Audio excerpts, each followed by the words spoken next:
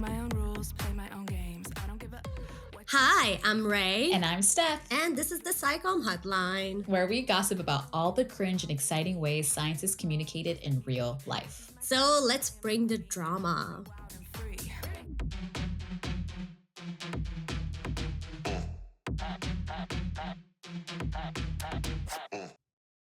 Are we getting to ASMR? I feel like you had a good start. I've been watching these ASMR AI videos on TikTok and I feel guilty because it's AI generated, but it's a Sasquatch and Yeti that you're like in the woods with them and the Sasquatch like touches his beard. I like eat it all up. I watch it. I watch the whole thing like the dead brain person that I am. I was just before this, I was watching Niba, our friends. Was it a TikTok or Instagram? Like she had like her routine of cleaning. It's Oh like the yeah. way the hand slap on the face, like whack. I'm like, yes, Yeah. like, it's like I don't The know what immense like it is. scrubbing of the soap. I know. I don't know what it is about it. Like, what's the science of ASMRs? Someone has for sure done a science explainer about it. You know, it Sure. just adds to that little tingly sensation in the back of your ears or something like that. I can either go really cringy, like nails on a chalkboard, or just kind of Right. like itch something in your brain. Right. More of that. I sent you dog ASMR the other day. Did you enjoy that? Yes. Ray likes to, well, we both have dogs. And so then as we're sending each other voice memos on WhatsApp, Ray will just send me a 30-second clip of her dog drinking water.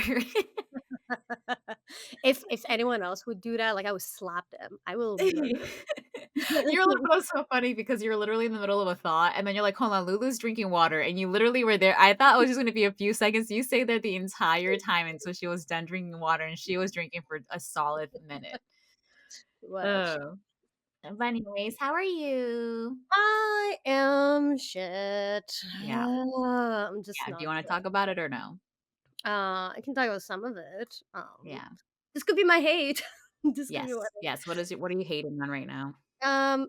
Okay. Out of the million things I'm hating on right now, I I'm Iranian. You know that. I don't know if all the Mhm. audiences know that.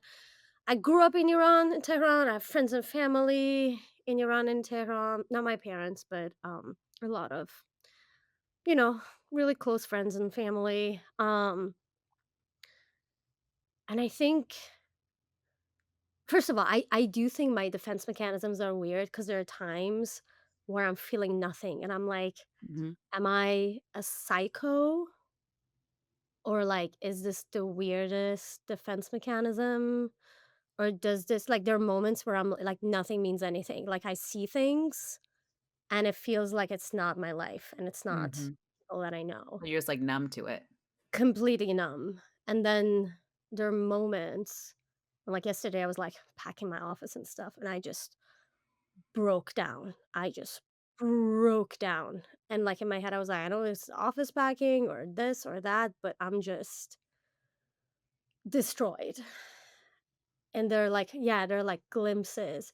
Like, I feel like, we talk about empathy, and sometimes I'm Mhm. like, "Oh, no," like, I put myself in, like, a friend's shoe who's in Tehran, and the bombs are falling, and there's fire and the news and everything, and sometimes, like, 2 seconds of that empathy, I'm like, "Oh, I will die now if this goes more than, like, 5 seconds." So, I don't know if it's like a survival mechanism, but it also keeps me functional, like, it keeps me be able to, like, check the news, check on people, um, function in life, like, be supportive to my other friends, friends we were just talking about, like, friends who have babies, friends who need other things, um, but I'm like, yeah, I don't know how I feel. I think what I'm hating on is, like, I have friends in Iran, I have friends in Israel. And I'm checking in on both of them, and I'm worried for both of them. And then this like friend that I have in Tel Aviv, like checks on her internet friend in Iran, and all I'm seeing like on social media is like, oh, like the Iranian people like in this area saying death to this, and the Israelis who say, like, oh, good, whatever. I'm like, who are these people's friends? Mhm. Like, Mhm. don't they talk to people that are like genuinely heartbroken and mortified? Like, you couldn't find a single person to quote, a single person that is human and is worrying for other people. And I feel this level of communicating others people's hate to each other justifies this level of violence. And I'm like, can we Amanda Ripley talks about complicate the narrative, not figure out what the narrative is, find the quotes and reports to justify it and put it out there rather than going out and being like, what are the narratives I'm not hearing? What are the narratives are not there? So that's something I'm really hitting on, and it's just kind of Yeah, it's like the rage bait of war and the justification of yes. violence is what you were saying. It's just yeah, you said a lot. We can just, like, hold I don't wanna, like, put humor into this, but I just wanna, like, hold your finger, like, holding Oh, space for you, like Ariana Grande with, like Ariana Grande style. You can hold this. No, was it the pinky? but no, that's it feels like we're living in a dystopian time, but then, yeah, like what you're saying, like, there's a little bit of survivor guilt of what we're worrying about is finding jobs, where other people are worrying about being fucking bombed, and so it's just Mhm. like, what is life right now? You Like, know. I was talking to my parents, and I, like, broke down because I was like I got super triggered watching all, like, the ICE raids happening, and yeah, like, Latino family, immigrants, like, we technically did it legally, but it was through illegal means to eventually become legal and become citizens, and so just to, like, ugh, see people just being fucking abducted in the streets is, like, Mhm. crazy, and I'm over here like, "When am I gonna apply a job?" Like like, what reality are we living in? What freaking timeline are we in? And I think it and even, like, in the science communication, like what you're saying, the communication of it all, like, how do we complicate the narrative with all of these when it's such tricky and complicated and gray areas that we're living in too? Yeah. Dude, I'm sorry. I That can be easy to see and not only know that this was a part of like your history, but the fears that come with it. Like, what if tomorrow something changes? Mhm. What if it happens to me? And just the anxiety and the uncertainty of it all. And that empathy, right? Where you're like, for a moment, if I put myself, that breaks you. Mhm, mhm. 'Cause everything with everything else, sometimes it feels so removed because we're in a different country, but like you, again, you have friends that are, like, in that space. And I think that's why it's easy for at least us in America to, like, shut it off because it's like, "Okay, we can close our phones, we can shut off our phones and close our computers." But, yeah, I don't know, everything is getting blurred. Yeah, because now it's like happening here too. It's like next door, outside in the street. Like it's like But with even the climate. stuff that's happening in Iran and Israel, like, US still has a hand in that too. Like, there's no, like I don't know, it's all fucking I know. messy, and it's I all know, shitty. I know, I know. It's like this reminds me of such a weird thing, but with climate change, they were like, "Oh, like climate change happening in 10 years to all these countries everywhere, but we're still fine." So people were like, as long as there's like this distance and time in the future, you don't feel like the threat is for you. Mhm, And then, mhm. like, as climate change is starting to like affect people, and I feel like right now a lot of the world events are like today and here. Just all the things in the news are like today and here. It just becomes so much more.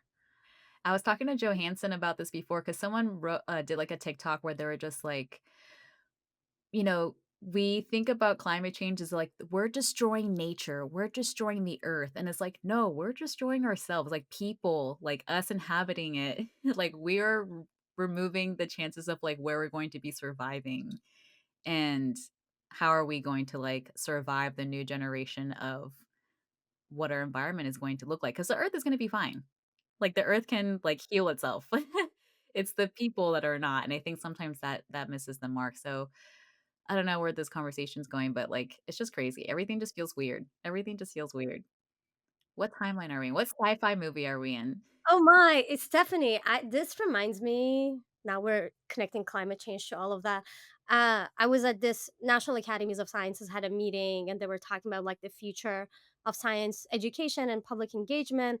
And someone brought up this idea that, like, when climate change happened or like the ice age and all of that, there was this pockets. Can I check my notes? Because I wrote it down somewhere. I can't remember the word, but it was basically these like safe pockets with certain animals or mammals and stuff that survived.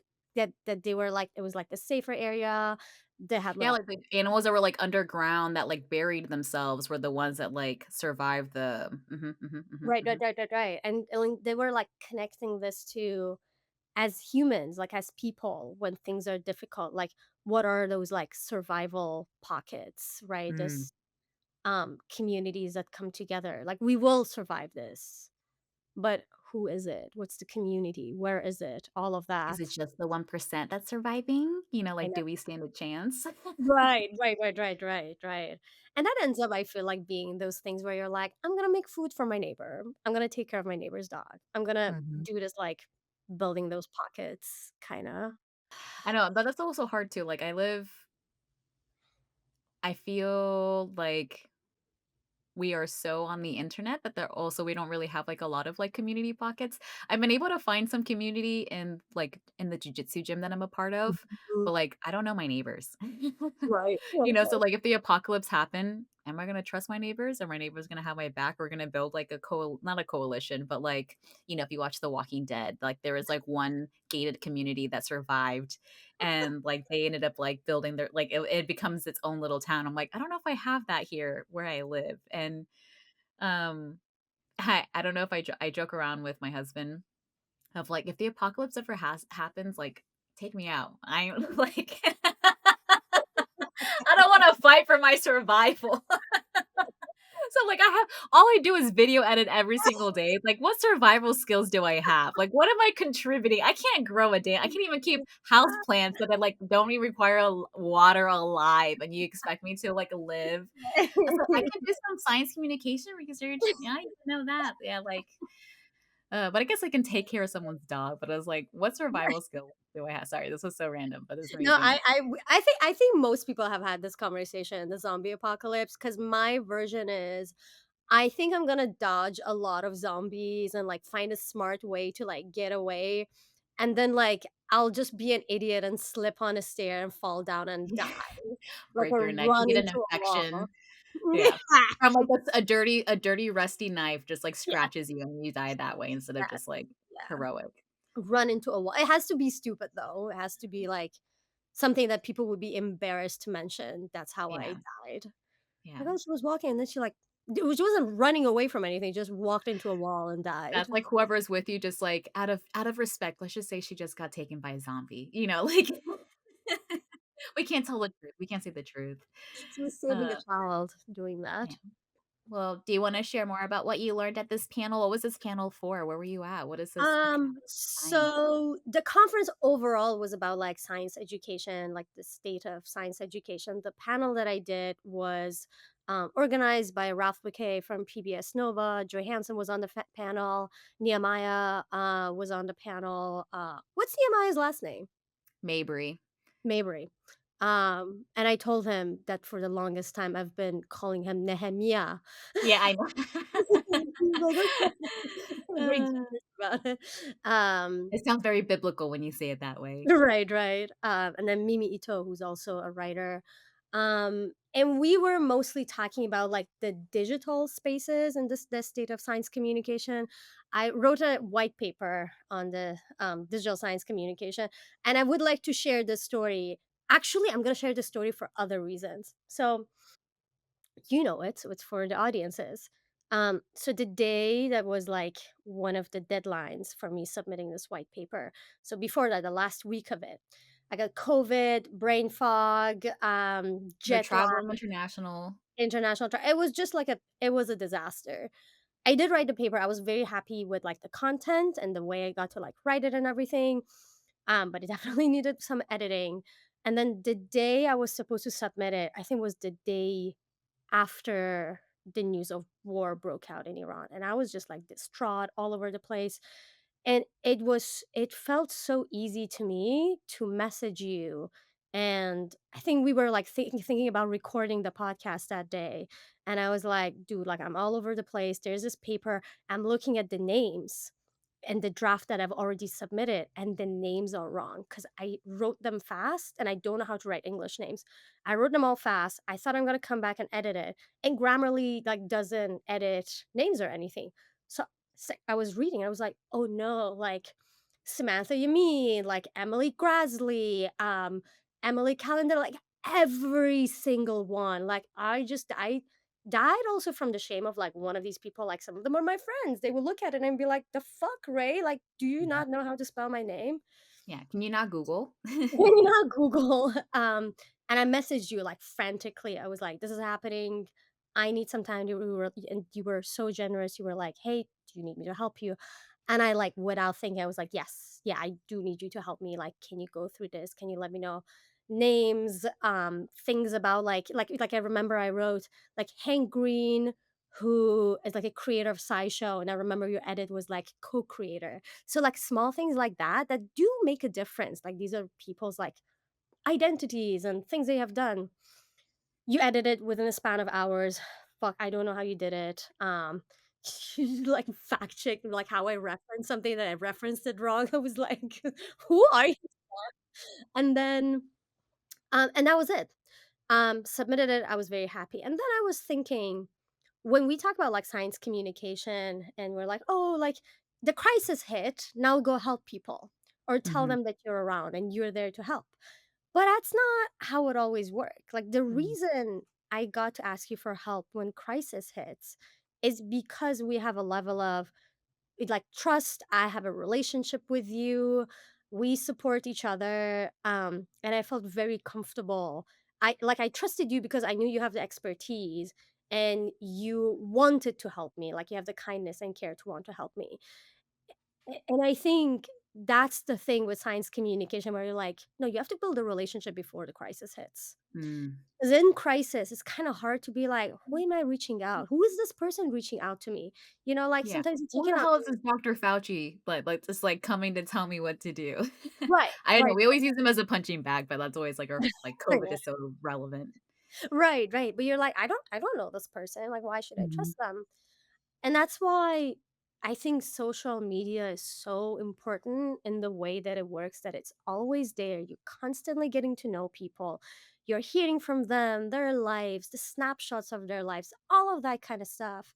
And then when crisis hits, like we talked about like Sam's, I think, Instagram one time, Samantha Yameen's, she existed. She was doing science communication for a very long time. COVID hits, and then the account becomes like an information space for COVID because the relationship is there and now you're there for crisis. You know what I mean? Have You you had just you like know go say it ahead. again. No, No, I I was was just wondering saying like if you you have I just said you had yeah, just wanna let some breathing room in because that was like very, very insightful.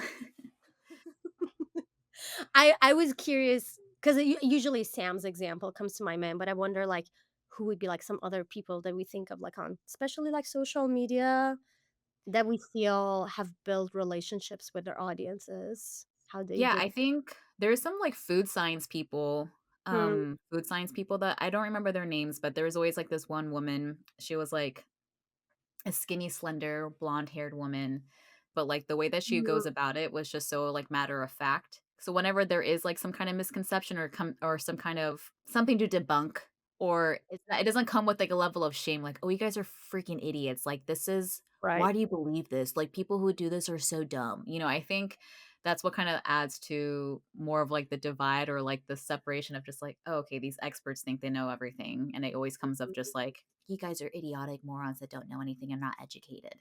When it's just Mhm. like, "Oh, no," like, there's some like, "This is what has been spread on the news, but this is actually it, and this is why this is." I think our friend Alex Danis is also a very trustworthy person that I've been putting, that I will, like, go to for any kind of information. Because even when we were producing our Hungry Planet show, you know, I think I mentioned from our last podcast, sometimes I can be a little too naive and too open-minded that, like, my mind can change. Not this way from, like, that I don't hold a position, but I can, like, sometimes see the other side that Mm, I'll be like, "Okay, like, GMOs is always such a touchy thing." And I mm, was afraid that in our Hungry Planet show that we're like, "Okay, are we too blind as scientists to see if there's any harm in in GMOs because there's so much fear around it or kind of mm, like science or at least sentiment that like GMOs are like it's what's causing our cancers and da da da." right. Da." I was like, okay, are there any blind spots for us that we as scientists believe a little too much? But then I've even noticed there was like some misconceptions of just like, oh, like the way that people grow food can also happen on like in the wild on its own, and that's technically it's like the plant or the fruit or the food genetically modifying itself Right. Well, without this us like mhm, pertaining to or even just like growing them near each other. right. Sometimes when we think of GMO, we think of like the sci-fi extreme of us like in a lab switching Mhm, cells together rather than just like, oh no, like we're just putting these two different types of sweet potatoes onto the floor and they somehow because of proximity they were able to at least exchange links so then they end up having different colors and we have like a third type of sweet potato species. And so that was mhm. just like and for Alex, whenever I talk to her when we were planning for conversations or shows, for her to be like, "No, it's actually this," but, like, will just tell me like, she's not like, "Stephanie, you're fucking stupid. Why would you think that?" She was like, "No, like, this is actually, like, this" I'm like, "Oh, okay, like, this makes sense." And so I feel like Alex is a trustworthy source in that sense. And she's also very well read, I think, in Mhm, the science of science communication. Like, I know she checks like the latest research, like books on the science of science communication. So it's like the combination of like having the science, but mhm, also knowing how to talk about science, both from time, like the amount of like years she has done that, but also like knowing the science behind it all. yeah. And editing your paper, one of the biggest things was what the white paper shows an example is many examples of the different types of approaches in terms of like the science communication strategy that we have whenever we produce content online. But then pretty much like case scenarios of like this person is doing this person is doing that. This is what works with that. But then what kind of made me feel like, oh, okay, I was also a part of a panel, at the earlier in the year for AAAS in celebrating, like, the Mass Media Fellowship, like, Mm, 50-year anniversary. So I was on a panel with, like, Jason, who was, I don't remember their last name, but Jason is a science journalism, pretty young, also, a media fellow alum, and, Joe Palca, who has, like, been mm, an NPR person for, like, so long. But one of the questions in the audience was just like, "How do we know if we're reaching our audience?" And, like, "What is effective science mm, communication?" That's always a question that's brought up in every single science communication thing that we do. It's like, right. how do we know how effective we're doing something? Because most of the stuff that we have out there are just examples of, like, what people have experimented and tried on, and it worked for them, but it's not Mhm, always super reproducible or replicable because there's so many, like I think overall, like, having a goal in mind, having a story in mind, having a messaging in mind is, like, usually the anchor that and, like, knowing who your audience is mhm, anchors our science communication, but, like, what ends up branching out is all the other different variables that play into it of just, like, who is the personality? Like, how does the parasocial relationship look like? How is the culture of the community look like? How are they seen as trustworthy? Like, how are they perceived? And then, like, even the way that they talk about the science or even cover the science also changes. Like, is it through humor? Is it through this? Is it through that? So there's mhm, so many, like, sub variables that it's hard to, like, reproduce it. So it's like, I work closely with Alex, but I'm not gonna be an Alex because I'm not Alex, you know? So, like, how do we, like, convey, like, "Oh, this works for me," but it also can't reproduce it because my personality or my persona is not gonna be the same as how Alex is presenting herself. So right. then that, like I think that was one thing that was, like, interesting in reading the white paper of just, like, okay, we have a communication problem. We know that science communication can be a tool to, like, help people with their messaging, but there isn't always solid solid, "If you do X, Y, and Z, this will be the result." It's hard to have predictable results. Right. Plus, what's the algorithm like today? Exactly. Mhm, mhm. Mm, And that's, like, the pretty much, like, the dark entity lore that's always ever changing that we're that we're, like, having to always adapt to and change. Because even with, like, within the YouTube space, every conference that we have, there's always, like, some kind of, like, YouTube rep or, like, Instagram rep that's telling, like, "Well, if you do this, like, this is what we're doing." I'm like, "Yeah, but it's all lies." We also know that's not lies, but they don't tell us everything, or they're always changing it, that it's just, like, we always have to change our strategy. So, it was only just pictures, now it's just videos, now it's reels, now it's this. Now you have to do like, there's just so much that happens into it that there's no there's no formula. formula. Mhm. Ah! Yes, there's no formula. I no, I agree 100%. I think it's more like we know there are certain things that help, like authenticity, right? Mhm. No matter where you are as a human, whatever platform, whatever form of communication, authenticity sells and it helps build trust, right? Um Certain basics like your visuals can be kind of bad, it might be fine. If your audio is bad, no one's going to listen. No one's going to watch, no one's going to do anything. So like there are technical stuff that are the 101, there are like some emotional stuff or like stories can be helpful, but then we know there's certain content that it's not story, like micro learning stuff. Some of it is like it's not story, and like at this point I'm like, I don't want a story, give me like this word means this, that's all I want to Mhm. learn today.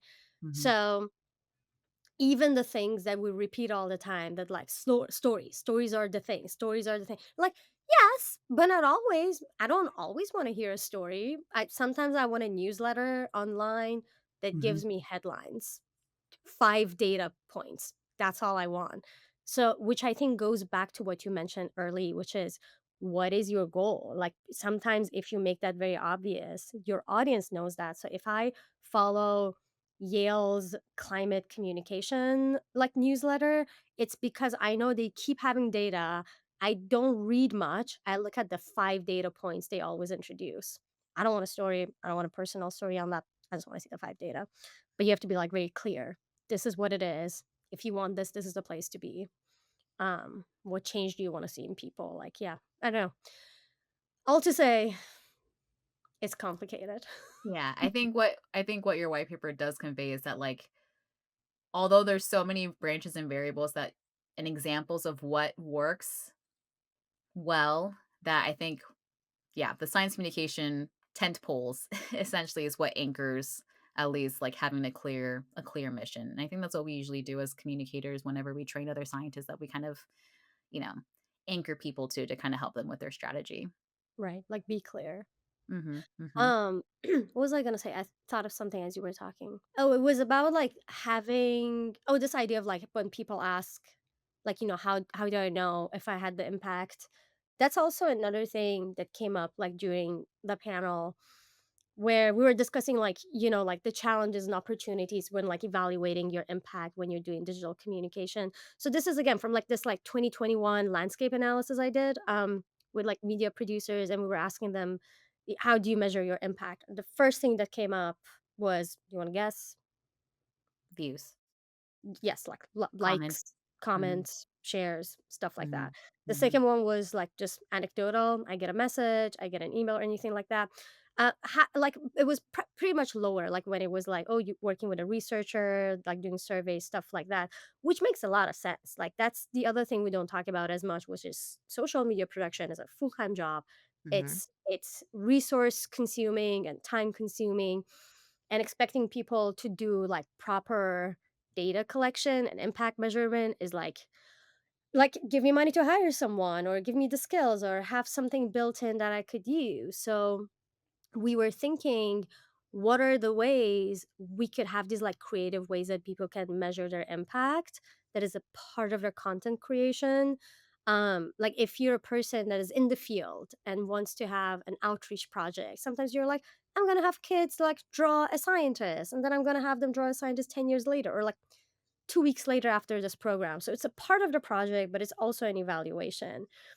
The digital version of that is a little harder. So what we did for Wild Hope, which is a PBS series, and we had like a social media channel for it, Instagram for it, was to basically have this personality test. Because no one is like, oh yeah, I'm like excited to fill up the survey. That's gonna take me like 10 minutes. So we had a personality test, like, what kind of wildlife conservationist are you? Mm. And people answer just like silly questions of like, I'm a whale, I'm this. And then it's like, if you had a backyard, like, would you do science on the plants? Would you turn it into an art exhibit? Would you rewild it by planting different things? Because we wanted to see what kind of audience do we have? What do they want to do? So that we design content based on that. A lot of people answered it. It was a really good database. We kind of figured out what are like the actions they're more interested in. But what would be other versions of that, right? For social media producers where they're like, it's my content, but it's also a way for me to measure my impact. Dude, that's really smart to think to, like, repackage a survey as, like, a BuzzFeed personality test. Like, that's pretty clever, that's pretty cool. It was a team effort, so not Mhm. that I'm not It's taking all credit. right, it's all you. Like, But yeah, I think yeah, that's because I know, comes back down to, okay, we're limited on how we can evaluate our impact because we are not summoned, but under the under the overlords of the big tech, you know? And so, like, whatever metrics that they're giving us is what we have, and using things of, like, demographics in terms of, like, numbers, age, location can give you some kind of, like, a, like, persona, but it doesn't really tell you values and motives and, like, preconceived, understandings, or what are they bringing to the table that we don't really know about that can't be captured with just, like, numbers. And so I Mhm. think that's very clever of just like, okay, like personality tests, or I can think of like, like little surveys or questionnaires or something that you can do like in your Instagram stories. Roll the pulse stuff. I'm curious, like, we've complained about this before, of evaluation and impact is always like the last thing people do. Mhm. Even when it comes to, like, marketing, I think that was, like, my biggest gripe with working with PBS was that, okay, we got this grant, or they got this grant in order to, like, expand the audience that they have to reach more people aside from, like, the typical viewership that they get with, like, male, call it, like, middle-aged, educated males that are watching YouTube videos. Um, and they wanna have more women watching, or more, like, underrepresented, minorities watching, or, like, Latinos and Black people watching. At least, like, race, I believe. You don't get that information from YouTube. There's other stuff, like, you only just get viewership, maybe gender, and, like, maybe location. That's, like, all you get from YouTube. And so they had to have an evaluation of, like, actually doing a study and conducting a survey, which they won't as a digital studio alone, they don't do that unless they are grant funded in order to get that type of evaluation, Right. and they thankfully thought about it ahead of time. But Yeah. then what was my biggest frustration is that, okay, you have this technically a well-designed study, or, like, well-designed, like, doing focus groups or whatever to test the different types of shows to see if it reaches or resonates with these different audiences. But then you're relying on the algorithm of YouTube in order to disseminate it to these different types of audiences, when the only way to do that is through, like, paid marketing that they did Mhm. not account for whatsoever. And Mhm. so, going back to just, like, our biggest gripe of that, like, measuring the impact and evaluation effectiveness is always, like, a last minute thought, and, Right. like, the money doesn't get put into it when this should be at the forefront of the conversation on how we're going to actually be reaching these audiences. And are we backing, or do we have the financial to back up to in order to reach these audiences? Because even if you're doing impact campaigns for other, like, small films, like, if you wanna go to a community, like, it still takes effort to pay Right. someone to, like, organize to do all that stuff. And so, yeah, so for someone that's only doing stuff on social media to think about their impact, um, without any resources or money to put into it, and just, like, depending on, like, just the virality, or, like, how viral or catchy was their thing. Yeah, I don't know. I don't know what's going, like, it's like, how do you know that you're doing a good job aside from just, like, anecdotal evidences? And is it just, like, you feeling good about it? Or is it, are you just, like, yelling into an echo chamber and Right. nothing's coming from it? Yeah. I think I'm gonna take some of the stuff that you said to make like a business case for places Mhm. like PBS and stuff like that. Because they are applying for these fundings and stuff, right? As you said, to do certain studies on like how do you reach women and stuff like that. But it's usually these external funding that comes in. So I am not aware of internal funding that goes into like certain like getting the audiences and stuff. And I always wonder, like, when you have like audience strategizing, right? Like that audience strategizing, whoever it's their job, I think that should be the person that you're hiring, that no, like instead of having to get the money, right? To bring in someone to do a lot of these studies to figure out how do you get this audience, that audience, maybe the person that is being hired for your audience strategizing or the team that comes with that, that should be a person that does impact evaluation and knows about like ways to like do surveys and like like evidence-based surveys, analysis, experimental designs, like stuff like that. So like, it's okay, like I understand like it's hard to get like grants and stuff to do that, but maybe the money that we already have when we hire that person should go to that kind of person that does that. And yeah, and there's something about like one of the things that overall generally like frustrates me is when we like have like a audience strategist and their strategies like let's make more content, and you're like, no, no, no, no, no, because more content means also like more burden to like a lot of other people. How can we have the content that we currently have, as you said, and like market it and use the data that we found, because now we have someone internal that can tell us like, here's what women need to watch that. And so how do we market it to get women in, or make the next content, because we've learned from that, in a way that would be the way like women would search something. So for example, the PBS grants that looked into like women as audiences. So like one of the things that came out of that is that, if I remember correctly, and we're gonna add the research, like men might look for things like curiosity oriented. Women usually like look for things that like answers a question, like solves a problem, right? And I think some of it might be like women have so much shit going on that they're like, maybe I need a second to follow my curiosity. I want it, but right now I really need to take care of this. Um, so can we have content that answers questions, but like integrates a lot of these science items in it? Like maybe that's something that that person that is hired and can do that and is reading the work of someone like Ashley Landrum and is like, oh, this is what I've learned from it. Let's integrate it into the next content we're creating. And to your point, that should happen in the beginning. And the feedback that comes out of it should be fed into it, right? And Yeah. again, I know funding is limited, all of that, like grace, grace, grace, grace. Um, but that's Where what are we putting all this information? Because it's like, okay, one of the biggest things, gripes, is that like there's so many, everyone's starting a SciComm initiative. Everyone's starting their own SciComm channel. Everyone has like what best practices work for them, but there's no like centralized place to like share all this unless they're like a you and me where we're like constantly looking for this. But then it's still limited to just like us or writing these white papers. But like some like what do we have that's outside of academia right. as like resources for these things? Because I feel like everyone just kind of has their own efforts. Some people have like their own like um, they made their own web pages, but I feel like do we have anything like that? Right. And just to be clear, we're not saying you and me are the only people No, creating for these sure, things. for We're like, sure. we We are the are we are our main groups characters are- of our own life, right? We exactly. are the ones Right, that right. exist. Right, right.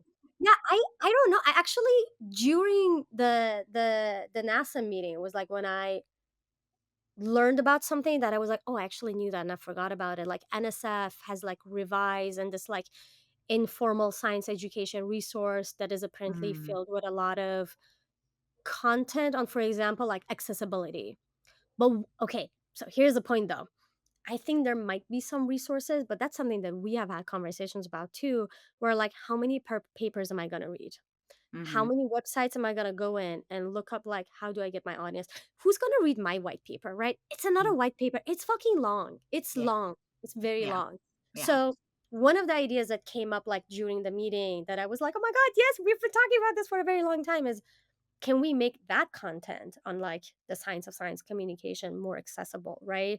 Can we have YouTube videos on it? Can we have fun content, fun social media? And there are obviously people that are making content, for example, the science of misinformation, like media literacy. But like, I think what we're saying is like, how do you measure their impact in a fun way? It's a social media content or a video series, a hub that is like that.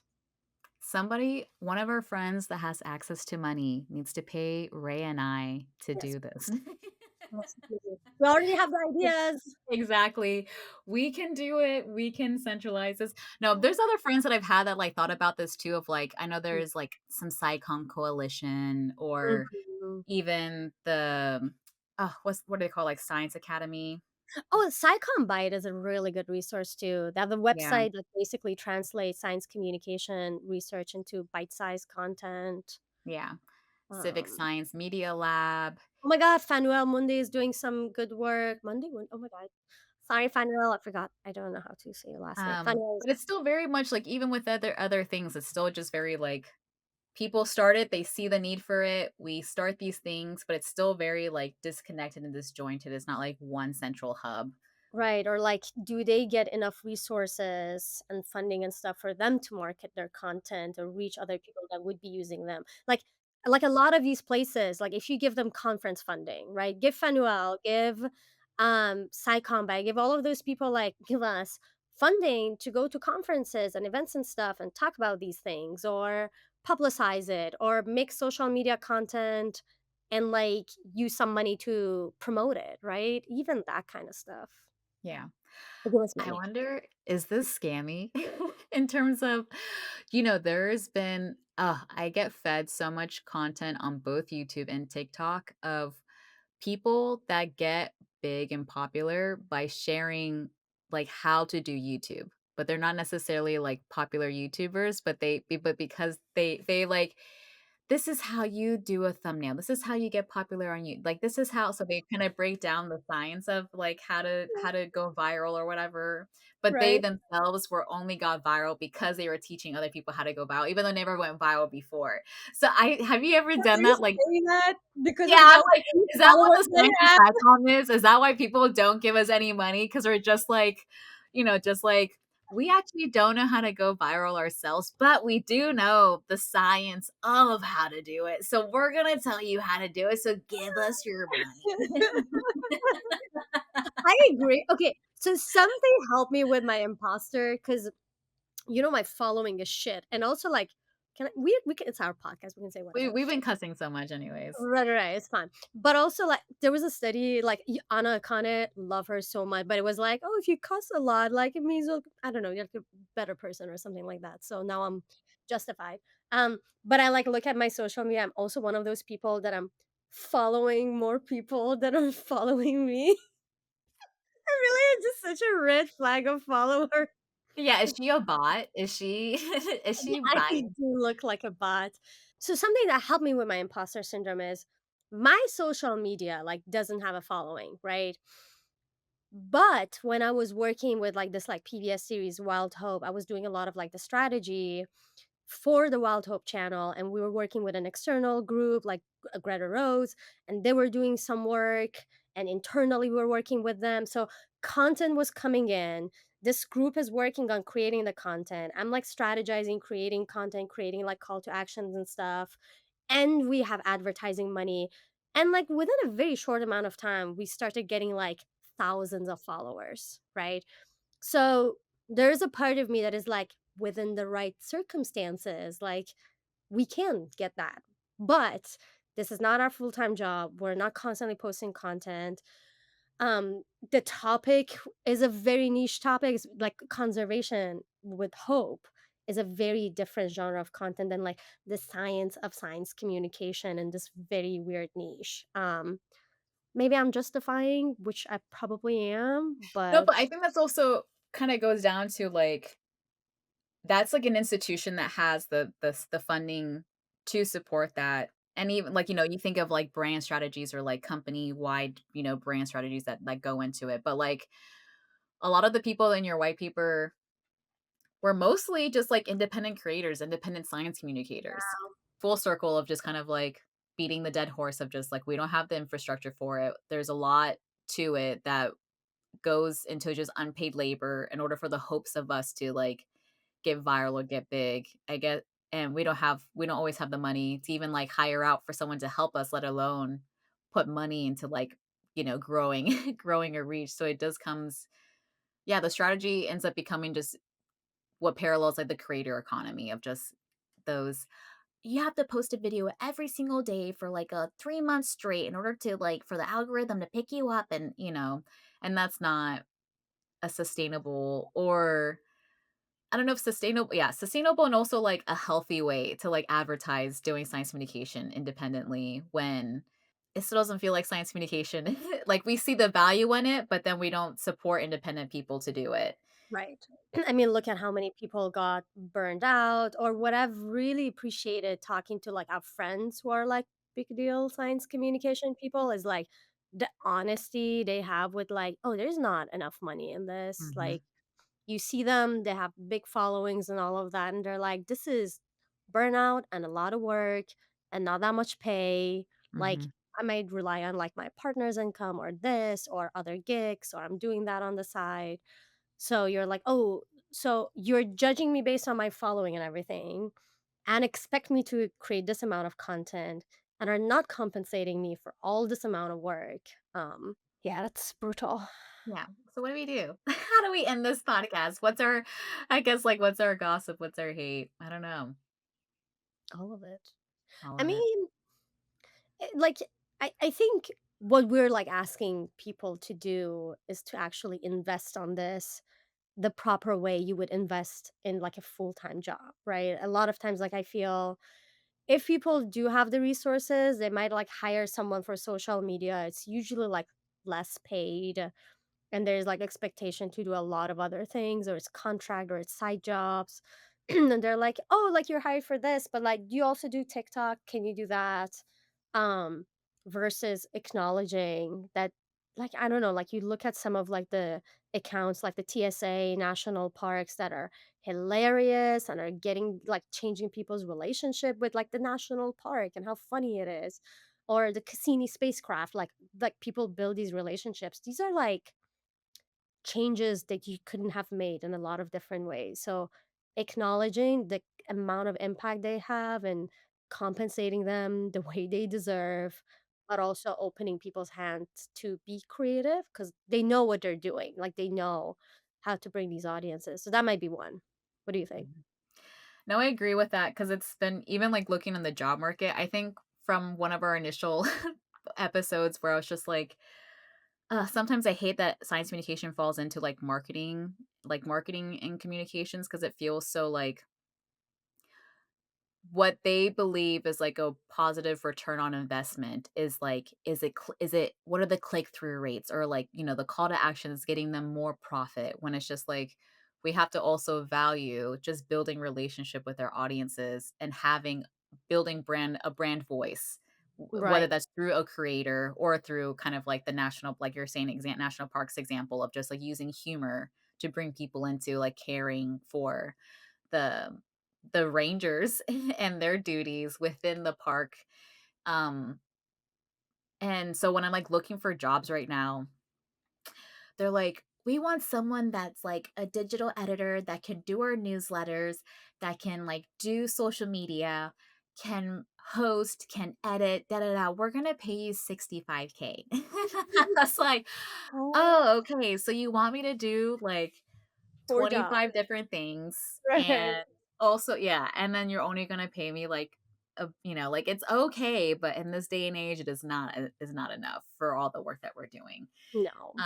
Or even like some of my friends in this space that are like, can you yeah, like some of the partnerships that they get for like some of the SciComm, either brand deals or like working with other entities to like do content for them. Like, we want you to produce like a long form video with complimentary short form videos, and like you host it, you do it yourself.